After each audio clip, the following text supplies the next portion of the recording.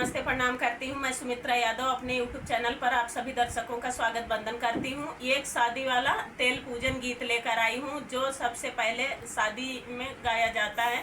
सभी देवी देवता का नाम लिया जाता है, माता रानी को मनाया जाता है और उस गीत को आज मैं गाने चल रही हूँ। और सब्सक्राइब करना एक बार, लाइक करना बार बार, ज़्यादा से ज़्यादा शेयर करना, बहुत सारा प्यार दुलार आशीर्वाद देना। गीत कैसा लगे कमेंट में लिख के जरूर बताना। गाँव मई माता रे गाँव भवानी ले उड़ी है बाबा के नाम। गाँव मई माता रे गाँव भवानी ले उड़ी है बाबा के नाम।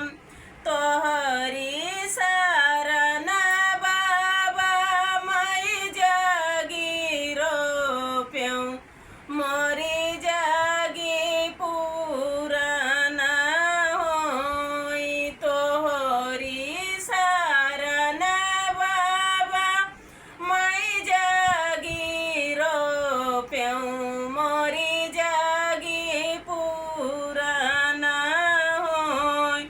गाँव मई माता रे गाँव भवानी ले उमारिया मई के नाम। गाँव मई माता रे गाँव भवानी ले उमारिया मई के नाम। तोहरी शरण मैया मई जगी रोप्यूं, मोरी जगी पूरन होई। गाँव मई माता रे गाँव भवानी ले शीतल मई के नाम। तोहरी शरण मैया मई जगी रोप्यूं, मोरी जगी पूरन होई। तोहरी शरण मैया मई जगी रोप्यूं, मोरी जगी पूरन होई। गाँव मई माता रे गाँव भवानी ले विंध्याचल मई के नाम।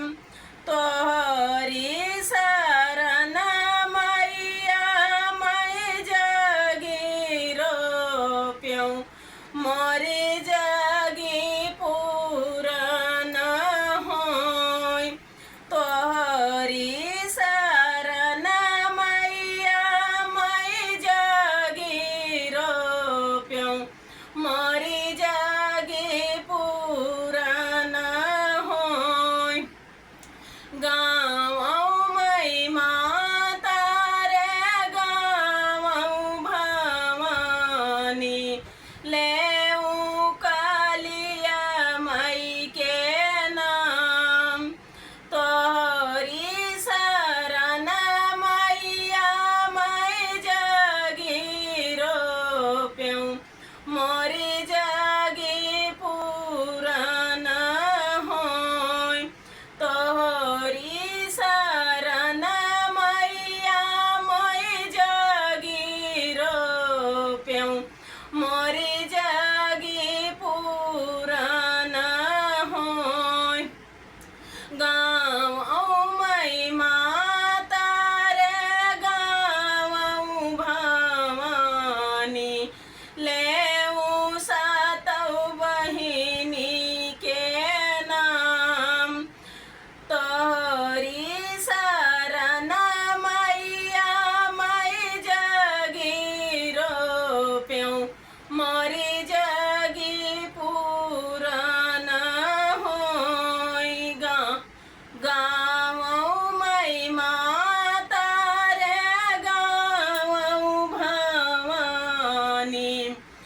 लेऊ सातौ बहिनी के नाम, तोहरी शरण मैया मैं जगीरो प्यऊ, मोरी जगी पूरन होई। आवौ देवते आंगन मोरे बैठऊ, देबै सतरंगवा बिछाई।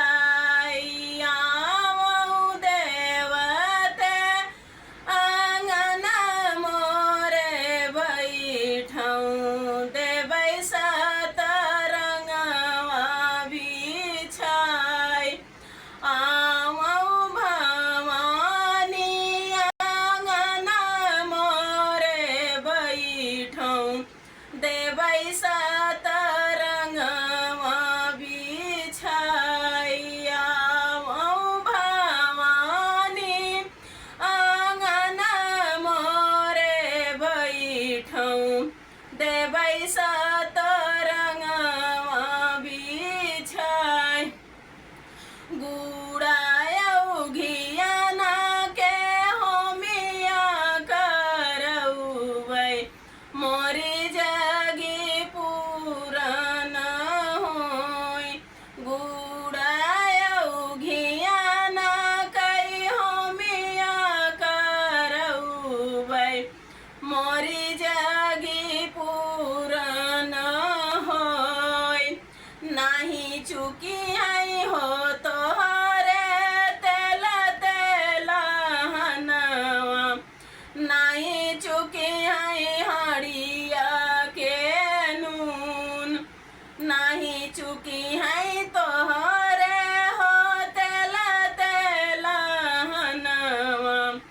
नाही चुकी है हड़िया के नून, नाही घटी है तोहरे हो सिधवा पीसनवा, नाही तोरी जगी पूरन होई। नाही घटी है तोहरे हो सिधवा पीसनवा, तोरी जगी पूरन होई।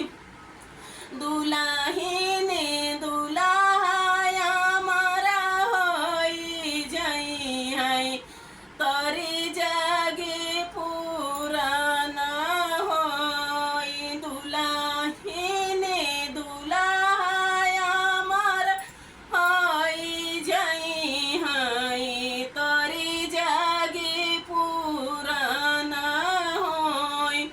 भलकी हुगायु भला हो बजायु, भलकी हुलिहु मोर नाम, भलकी हुगायु भला हो बजायु, भलकी हुलिहु मोर नाम।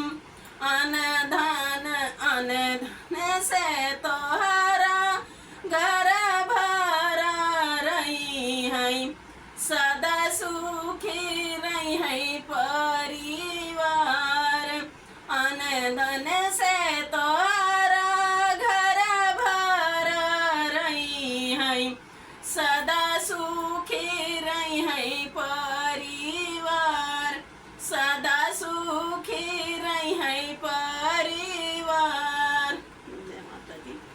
गीत जैसा लगे कमेंट में जरूर बताना, और कमेंट में लिखते चलना आप हमारा गीत कहाँ से सुन रहे हैं, जैसे कि मुझे भी पता चले, मुझे भी अच्छा लगे। धन्यवाद।